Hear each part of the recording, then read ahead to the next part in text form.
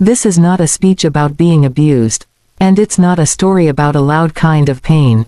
This is about the kind of loss that happens in silence. The kind nobody rushes to save you from. Because everything still looks fine from the outside. I kept the house running. I kept the lights on. I kept the schedules straight. I kept the peace. And while I was busy holding everything together, something important slipped away, me. At first it does not feel dangerous at all. It feels necessary. It feels like love in its working clothes. It feels like being trusted, relied on, chosen. You do not wake up one morning and decide to disappear. You wake up deciding to help, to make things easier, to be the one who remembers, the one who steadies the day. Someone has to know where the insurance papers are. Someone has to notice the milk is low. Someone has to remember birthdays and appointments and the sound a house makes when something is about to break. So you become that someone. Not because you were asked every time, but because if you did not do it, it would not get done. In the beginning they notice. They say thank you. They smile. They tell people how lucky they are to have you. And that feels good. Not big and loud, but warm. Like standing near a stove on a cold morning. You tell yourself this is what partnership looks like. This is what maturity looks like. This is what love looks like when it grows up. You take pride in being capable. In being steady. In being the one things lean on. But something shifts quietly. So quietly you cannot name the day it happens. The thank yous come less often. The noticing fades. Your efforts turn invisible not because they stop mattering, but because they become expected. Expectation is a strange thing. It removes gratitude without warning. It turns devotion into background noise. You are still doing everything. More now than before, but no one remarks on it. No one checks in. No one asks how you are holding up. You start to realize that when you do something right, nothing happens. And when you miss one thing, that is when your name gets spoken. Responsibility has replaced recognition, and you are learning the rules without ever agreeing to the game. You become careful. Careful not to forget. Careful not to rest too long. Careful not to drop a ball.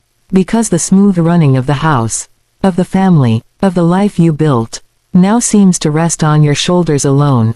And you tell yourself it is fine. Because you are strong. Because you can handle it. Because this is what being dependable means.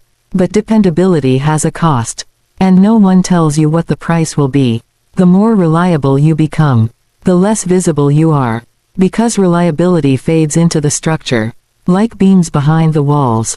Essential, but unseen. You are no longer praised. You are assumed. You notice it when decisions are made without you. When plans change and no one thinks to ask. When your opinion is only requested. After something has already gone wrong. You notice it when conversations happen around you, instead of with you. When your presence is felt only through what you provide. You start to feel like a utility. Like something that turns on when needed, and off when not. And still you keep going. Because stopping feels selfish. Because slowing down feels like letting everyone down. Because somewhere deep inside, you are afraid that if you stop being useful, you might stop being loved. So you push past your tiredness. Past your irritation. Past the small ache of being overlooked. You remind yourself that this is adulthood. That love is not always loud. That real commitment looks like showing up, even when no one claps. But there is a difference between showing up and disappearing, and no one explains where that line is. You realize that no one asks how your day was anymore. They ask what is for dinner, what needs to be paid, what time. Something starts. Your name is spoken like a function, not like a person, and slowly, almost imperceptibly, you stop volunteering parts of yourself. You stop talking about your dreams, because no one seems to hear them. You stop sharing your worries, because there is no room for them. You become efficient instead of expressive, helpful instead of heard, and you tell yourself it is temporary. That once things settle down, once the kids grow, once work slows, once life gets easier, you will be seen again. But life does not slow down. It just finds new ways to need you. And with each new responsibility, a little more of you fades into the background. You are proud of how much you can carry, even as your arms ache, even as your spirit grows quiet. You do not complain, because you do not want to seem ungrateful. You do not ask for recognition, because you fear it will sound like begging. So you swallow it, the loneliness, the ache, the feeling of being taken for granted. You tell yourself love does not keep score, even as you feel yourself losing. And one day you realize, you are known for what you do, not for who you are. They trust you with everything, but they do not check on your heart. Responsibility has wrapped itself around your identity, so tightly, that you are not sure where you end. And the role begins. You are no longer a woman with needs. You are a solution, a system, a safety net, and safety nets do not get thanked. They are only noticed when they fail. That is when it hits you, not with anger, but with a quiet sadness. That being needed is not the same as being valued. That being relied on is not the same as being loved. And that realization settles into you slowly, like dusk, not dramatic, not loud, just a soft dimming of light. As you stand in the house you kept running, wondering when your name stopped meaning you. I did not plan to go quiet. Silence crept in the way dust does, slow and unnoticed, settling into corners I stopped checking. At first I still spoke. I still explained. I still tried to name what felt off. But every sentence felt like it landed in the wrong place. I would say I am tired, and someone would answer with a solution. Not concern, not curiosity, just a way to move past it. I would say I feel lonely, and the room would shift. Eyes would look away, as if loneliness were an inconvenience, as if my feeling had asked too much. So I learned, without meaning to, that certain truths made people uncomfortable. And when you love people, you do not want to be the reason the air gets heavy. You do not want to be the reason the conversation stops. So you soften, you shorten, you edit yourself, you learn which parts of you are welcome, and which parts cause silence. Eventually silence becomes easier, because it does not need permission. It does not need explaining. The house was never loud with conflict. That is what makes this kind of quiet so hard to explain. There were no slammed doors, no raised voices, no sharp words, just days moving along, meals eaten, bills paid, lives functioning, and inside all that motion, my voice slowly lost its place. I noticed it when stories went unfinished, when I started a sentence, and no one followed it to the end. I noticed it when I laughed later than everyone else, like my timing was off, like I was a beat behind my own life. I noticed it when decisions were made in front of me, instead of with me. It was not cruelty, it was something softer, and somehow more painful. It was disinterest wrapped in comfort, assumption dressed as familiarity. They thought they already knew me, so they stopped asking. And when no one asks, you begin to feel like there is nothing new worth saying. So you save your words. You ration them. You use them only when necessary. You speak to keep things running, not to be known. Silence becomes a form of self-protection, because it hurts less to say nothing than to say something and feel it fall flat. I stopped correcting misunderstandings, stopped filling in gaps, stopped clarifying my intentions. If they misunderstood me, I let them, not because I did not care, but because I was tired of explaining who I was to people who no longer seemed curious. The quiet was not empty. It was heavy. It sat in my chest, in my throat, in the pause before I answered questions. I would rehearse responses in my head, and then decide not to say them, not because they were wrong, but because they felt unnecessary, like adding words to a room already decided. The house had a rhythm, and my voice no longer fit into it. I became observant. I listened more than I spoke. I learned everyone else's moods, their tones, their tells. I learned when to step in, and when to stay back. And nobody noticed the trade I was making. Presence for peace, expression for ease. Silence can look like calm from the outside, but inside it is crowded. It is full of things unsaid, questions unanswered, feelings folded away. I missed myself in conversation. The version of me that once shared freely, that once laughed without checking the room. That version did not disappear overnight. She retreated, little by little, each time she felt overlooked. Each time her words were met with distraction. She stepped back, until silence became the safer place to stand. There is a particular loneliness in being surrounded by people who do not hear you. It makes you doubt your own voice, your own importance. You start to wonder if you are being too sensitive, too much, too needy, so you shrink, not dramatically, just enough to fit the space left for you. And the house adjusts, because it always does. Silence is easy to get used to, especially when it keeps things smooth. No arguments, no tension, no demands, just quiet efficiency, and people mistake that for contentment. They think you are fine, because you do not say otherwise. They think everything is handled, because it always is. They do not see the cost, because silence does not show its bruises. It shows up in other ways, in tired eyes, in long pauses, in the way you stare a little too long at nothing. I started to feel like a guest in my own life, present, but not participating. I smiled when expected, answered when asked, but kept the deeper parts locked away, not out of spite, but out of fatigue. Explaining yourself over and over, to people who no longer listen, is exhausting, so silence became my language. Not the peaceful kind, but the careful kind, the kind that avoids disappointment, the kind that protects what little softness you have left. I stopped announcing my needs, because they felt like interruptions. I stopped sharing my worries, because there was never space for them. And slowly, I stopped believing my voice mattered.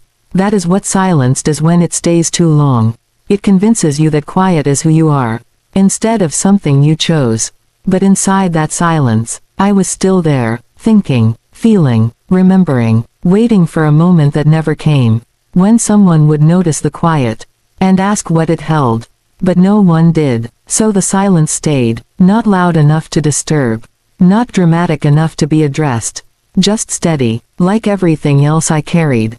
And in that quiet, I learned a painful truth, that being needed does not guarantee being heard, and keeping the peace can slowly erase you, if no one is listening for your voice. So I lived inside that silence, for longer than I should have, because it was familiar, because it kept things running.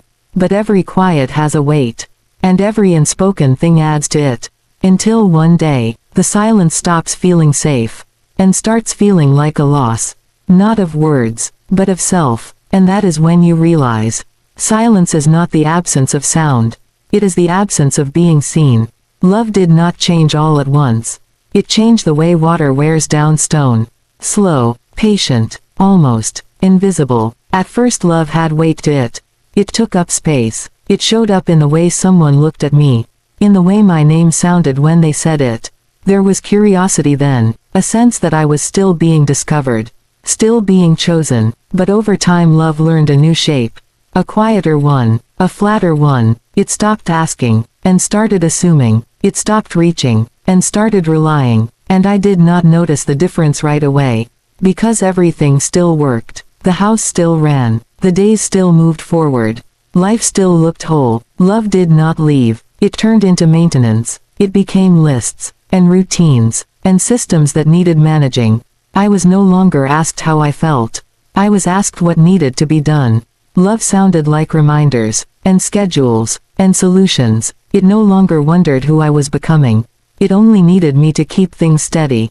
And I stepped into that role, because someone had to. I learned how to keep everything moving. Even when my own heart slowed down, I became good at anticipating problems, before anyone else noticed them. I learned the sound of things about to go wrong.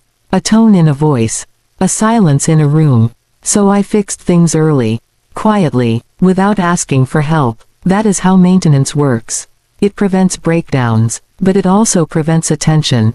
When everything runs smoothly, no one stops to ask who made it that way. Love stopped being shared, and started being managed. There was no malice in it. Just comfort, just habit. They trusted me, and trust can feel like love, until it stops feeling like choice. I was not romanced anymore. I was relied upon. I was not pursued. I was scheduled. My worth became tied to my usefulness, not my presence. If I handled everything, then everything was fine. So no one checked on me. Love no longer sat with me. It passed through me. I was the middle, the connector, the one who kept the balance. And slowly, I stopped being a woman inside love, and became the structure holding it up. Maintenance is quiet. It does not look like neglect. It looks like responsibility. It looks like showing up every day, without being asked. It looks like remembering things other people forget, and I was proud of that. At first, pride kept me going, even when tenderness faded. I told myself this is what long love looks like. This is what commitment matures into. But maturity should not mean disappearance. I missed being seen, not for what I did, but for who I was. I missed being asked what I wanted, without it being tied to a task. I missed softness, and not just function. The love in the house was dependable, but it was no longer intimate. It kept the lights on, but it did not warm the room, and I did not know how to ask for that warmth, without sounding ungrateful, so I did what I always did. I adjusted. I lowered my expectations. I told myself I was lucky. I reminded myself that nothing was wrong, because nothing was broken, but something was missing. Love had stopped holding me, and started leaning on me, and I carried that weight, because it was familiar. But carrying love is different from being held by it. Maintenance does not ask how you are. It only asks if you are still working. And I was, even when I was tired, even when my laughter came slower, even when my dreams stopped being spoken. I put my feelings aside, because there was no room for them. There was always something else that needed attention. Love became a checklist, and I became the one checking it. I did not feel unloved.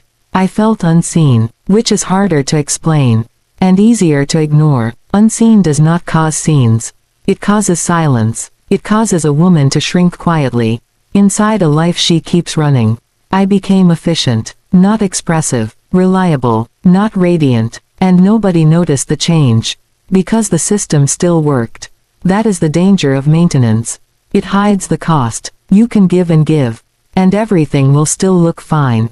Until one day, you realize love has stopped giving back. Not out of cruelty, but out of comfort. They got used to me being there. The way a house gets used to its walls. Necessary, but unnoticed. And that realization did not break me. It hollowed me. It made me pause in the middle of tasks, and wonder who I was doing them for. It made me feel older than my years. Not in my body, but in my spirit. Love should not feel like labor. All the time. It should not feel like obligation. Without affection. And yet that is where I was. Maintaining a life that no longer maintained me. I did not stop loving. I stopped feeling loved. And that difference matters, because when love turns into maintenance, a woman can keep going for a long time, but she is slowly disappearing, while everything else stays intact. And the hardest part is that no one means for it to happen. They do not wake up and decide to overlook you. They simply trust that you will handle it, because you always have, and so you do, until one day, you realize love should not cost you yourself, and that realization sits quietly, waiting for the moment you decide you are more than what you maintain. The moment did not arrive with thunder. It did not announce itself.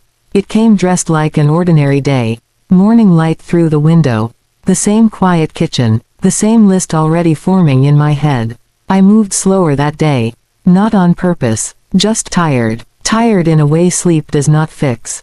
Tired in a way that sits in the bones. I stood there and realized something simple. No one was watching. Not watching to criticize. Not watching to praise. Just not watching at all. For years I believed that if I paused, everything would collapse. That the house would wobble. That people would notice. That fear kept me moving. Kept me alert. Kept me necessary. So that morning, without making a decision, I stopped doing. I did not rush. I did not anticipate. I did not fill the silence. I let the day unfold without me guiding it. The trash stayed where it was. The dishes waited. The reminders stayed in my head. And nothing caught fire. Nothing broke. No one panicked. People adjusted. They found things. They figured it out. The world did not tilt. That was the moment. The quiet realization that landed heavier than anger. I was not needed. I was convenient. There is a difference. And it takes a long time to see it. Needed means your absence changes everything. Convenient means your presence makes things easier. I had built my worth on being easy to rely on being the one who prevented discomfort. But that day showed me Discomfort is survivable. My absence did not alarm anyone. It did not even slow them down. They solved the problems. They adapted. They moved on. And standing there, watching life continue without my intervention, I felt something shift. Not rage, not heartbreak, just clarity. I had been living as if my value came from effort, from vigilance, from constant attention, but effort does not equal importance. I thought if I stopped, someone would ask why. No one did. That silence was loud. It told me everything I had been afraid to admit.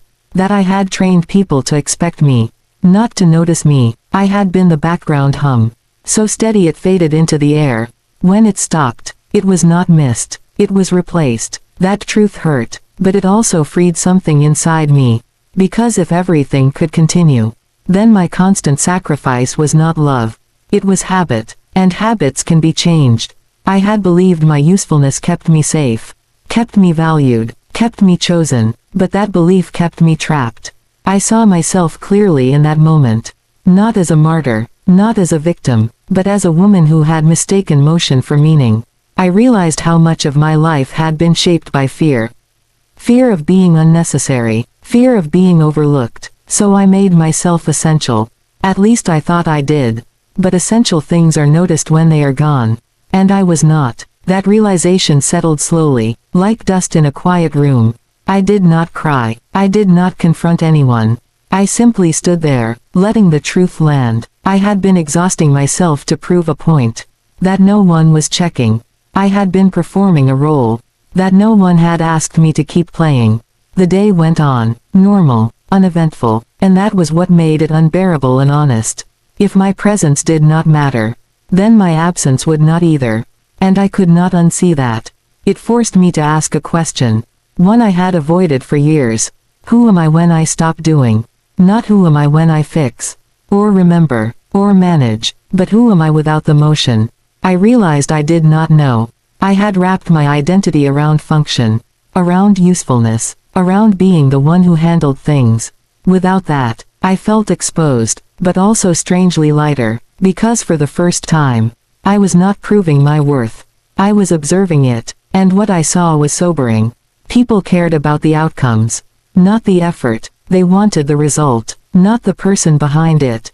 That knowledge could have hardened me, but it did not. It softened something instead. It told me I no longer needed to overextend, to earn a place, because overextension had not bought me presence. It had bought me expectation. And expectation is a poor substitute for love. I saw how often I had equated being needed with being seen. How often I had filled gaps that were not mine. That day showed me, the gaps existed whether I filled them or not. And filling them did not make me central. It made me replaceable. There is grief in realizing that. A quiet kind. Grief for the years spent striving. Grief for the woman who believed effort would secure affection. But there is also power. Because once you know, you cannot unknow. I did not announce my awakening. I did not demand acknowledgement. I simply began to step back. Not dramatically, not angrily, just enough to feel my own weight again. I stopped assuming responsibility for everything. Stopped scanning the room for what needed fixing. I let small things stay undone. Let others handle their own discomfort. And slowly, I felt myself return, not all at once, but in pieces. I felt my breath deepen, my thoughts slow. I noticed how much energy I had been spending, trying to be indispensable, and how little energy I had been spending, being myself. That ordinary day, that quiet moment, was the truest turning point of my life. Because it showed me, I had permission to stop. Not because I was failing, but because I was no longer willing to disappear. I did not need to be needed.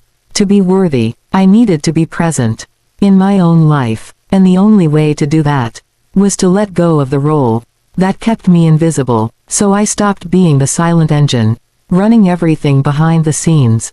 I let the world wobble a little, and watched it find its balance. And in that space, where I once stood holding everything up, I finally stood for myself. I did not announce the change. There was no speech, no warning, no moment where I gathered everyone together and explained myself. I had spent too many years explaining why I was tired, why I needed help, why I needed rest, why I needed to matter. So when the shift came, it came quietly, almost gently. It began with a pause. A pause before saying yes. A pause before stepping in. A pause before fixing something that was not mine. At first the pause felt wrong. Like I was forgetting something. Like I was failing a responsibility. My body was so used to moving, to reacting, to anticipating. Stillness felt like neglect. But I stayed there, in that pause, long enough to hear my own breath. That was new. For years my attention had been outward. Scanning, managing, monitoring. Now I let it turn inward. I asked myself simple questions. Do I want to do this? Do I have the energy? Do I need to explain? And for the first time, I allowed the answer to be no. Without justification. That was the hardest part. Not saying no, but not explaining it. I had been taught, by habit, by expectation, by fear, that no needed padding, softening, reasons, that a woman must justify her limits, to be forgiven for them. So choosing myself without making noise, felt like rebellion, but I did not rebel loudly. I did not slam doors. I did not withdraw affection. I simply stopped overgiving. I stopped filling every silence. Stopped rushing to smooth every edge. If something could wait, I let it. If someone was uncomfortable, I allowed it, not out of punishment, but out of honesty. I noticed how often I had been rescuing people from feelings they needed to feel. I noticed how often my help had prevented growth, not supported it, and I realized something important. Choosing myself did not mean abandoning others. It meant stopping the abandonment of me. I rested, not dramatically, but deliberately. I sat down without guilt. I went to bed without finishing everything. I let mornings unfold without pressure. Let evenings stay unfinished. The world did not end. People adjusted. Some noticed. Some did not. And that told me more than words ever could. I began to reclaim small things. Time, attention, energy, not to prove a point, but to feel alive again. I read without multitasking. I ate without rushing. I sat in rooms without scanning for what needed to be done. I let myself be present, instead of useful, and presence felt strange, like wearing a dress I had not tried on in years. At first it did not fit. I kept tugging at it, unsure, but slowly, it settled. I learned that choosing myself does not require an audience. It does not require permission. It does not require applause. It requires trust in your own worth. I stopped offering myself as the solution. Stopped volunteering my time. Stopped proving my value through exhaustion. And I noticed how quiet the world became. Not empty, just honest. Some relationships shifted. Some grew distant. And instead of chasing, I let them, because I finally understood that connection held together by sacrifice is not connection, it is dependence. I did not harden. I softened. I stopped bracing myself. Stopped preparing for disappointment. I let people show me who they were, without interference. And I stopped correcting the picture. Choosing myself meant allowing reality, even when it was uncomfortable. I felt grief. Of course I did. Grief for the woman who believed she had to earn rest, earn space, earn love. Grief for the years spent shrinking, to keep things smooth. But grief was part of the return. I let it move through me, without rushing it away. I did not distract myself. I did not stay busy to avoid it.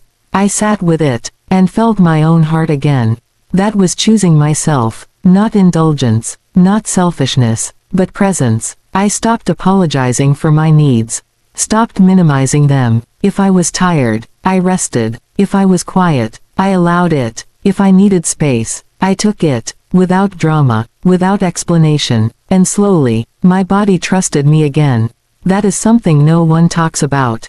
How your body learns when it is safe. For years mine had been on alert. Always ready, always available. Now it learned a new rhythm. Breath slowed, shoulders dropped, sleep deepened. I felt my edges again.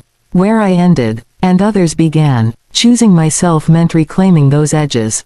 I did not disappear. I became visible to myself. I began to notice my preferences, my moods, my limits, things I had ignored for years. I asked myself what I enjoyed, without tying it to productivity. What made me feel whole? not helpful, and those answers came quietly, like shy guests returning after a long absence. I welcomed them. I did not rush the process, because I had rushed enough. Choosing myself without making noise was not about proving strength. It was about practicing honesty. Honesty with my time, my energy, my heart. I did not need anyone to agree or understand. I needed to stay, and that was the difference. For years I had stayed busy, stayed useful, stayed needed. Now I stayed present. I stayed with myself, even when it felt unfamiliar. Even when old habits pulled at me. I reminded myself, rest is not a reward. It is a right. Care is not selfish. It is necessary. And love that requires disappearance is not love I am willing to keep paying for. So I chose myself, in small quiet ways. No announcements, no speeches, just a woman, finally listening to her own life, and staying long enough to hear her name, spoken clearly, from within. I did not take my name back all at once. I did not wake up one day suddenly whole. It came to me in fragments. In moments so small they almost did not register. A pause before answering, a breath taken without apology, a sentence finished without softening the truth. For a long time my name had lived on other people's tongues. Spoken only when something was needed, when something was missing, when something had gone wrong. My name had become a signal, not a presence, and I did not notice when I stopped hearing it as myself. When it stopped sounding like a woman, and started sounding like a function. Reclaiming my name did not mean demanding it be spoken louder. It meant learning to hear it again, inside my own chest. At first it felt unfamiliar, like calling myself by a nickname I had not used in years. I had spent so long responding, that I had forgotten how to initiate. So I practiced, quietly. I asked myself what I wanted, without immediately editing the answer. I noticed when something felt wrong, and did not rush to explain it away. I let discomfort sit, long enough to learn from it. That was new. For years discomfort had been my cue to act, to fix, to smooth, to manage. Now it became a signal, not of failure, but of truth. I learned to trust that signal. I did not need to justify my boundaries. I did not need to announce my limits. I simply held them, and holding them felt awkward at first. Like standing still on a moving sidewalk. Everything around me kept rushing forward. Expectations, habits, old patterns. But I stayed. That staying changed something. I noticed how often I had abandoned myself. Not dramatically, but in tiny moments. Agreeing when I meant no. Smiling when I felt hurt. Moving on when something needed to be felt. Those were the moments my name had faded. So I went back to them. One by one. I said no without apology. I stayed quiet without guilt. I spoke when something mattered to me. Not to be heard, but to be honest. Reclaiming my name was not about volume. It was about alignment. My words began to match my body. My body began to trust my choices. That trust felt like peace. Not the loud kind, the steady kind. I stopped rushing to fill space. Stopped offering myself as proof. I let silence exist, not as a defense, but as a choice. In that silence I could hear myself again. Thoughts that had been buried. Feelings that had been postponed. Wants that had been minimized. They came back slowly, carefully, like they were not sure I would keep them this time. I showed them I would. I stopped explaining my decisions to people who were not affected by them. Stopped negotiating my rest. Stopped translating my needs into something easier for others to digest. That was not cruelty. It was clarity. I noticed how often I had made myself smaller, to avoid being misunderstood. Now I let misunderstanding happen, because being fully myself was worth the risk. I did not lose myself to anger. I did not harden. I softened, but with boundaries. There is a difference. Softness with boundaries is strength. It bends, but it does not disappear. I learned that dignity is quiet. It does not argue. It does not prove. It stands. I began to feel rooted. Not in what I provided, but in who I was. That rooting changed how I moved through the world. I no longer scanned rooms for approval.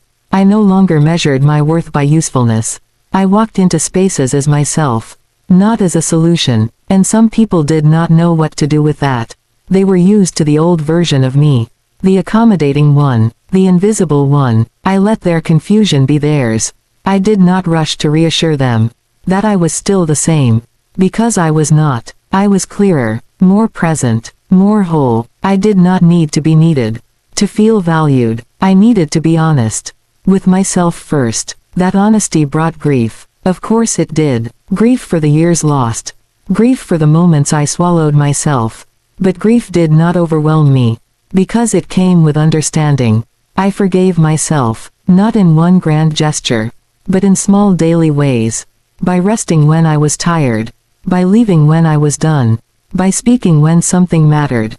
Each choice said, I am here. Each choice stitched my name back into my life. I began to recognize myself again. In mirrors, in reflections, in quiet moments, not as a role, but as a woman with preferences, with limits, with a voice. I stopped bracing for disappointment. Stopped expecting to be overlooked. Not because the world changed, but because I did. My posture changed. My pace changed. I no longer hurried to prove I belonged. I already knew I did. Reclaiming my name meant letting go of who I had been to survive.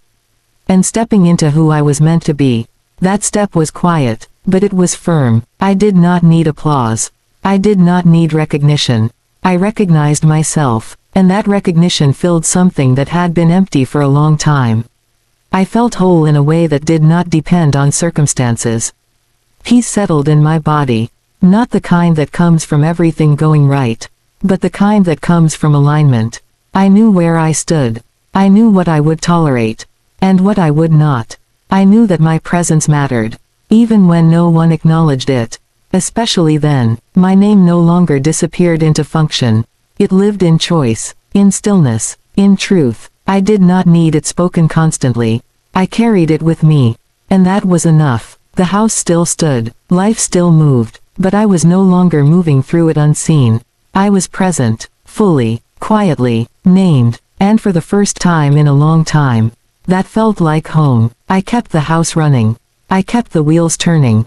I kept the days from falling apart. But I am done mistaking exhaustion for love, and silence for peace. I am still kind, still capable, still willing to care, but I am no longer willing to disappear to make life easier for everyone else. I belong in the rooms I've been holding together. I belong in my own life. Not as a background presence. Not as a quiet solution. But as a woman who knows her name, knows her worth, and knows that being seen, even quietly, is not too much to ask. This time, I am staying, not loud, not angry, just whole.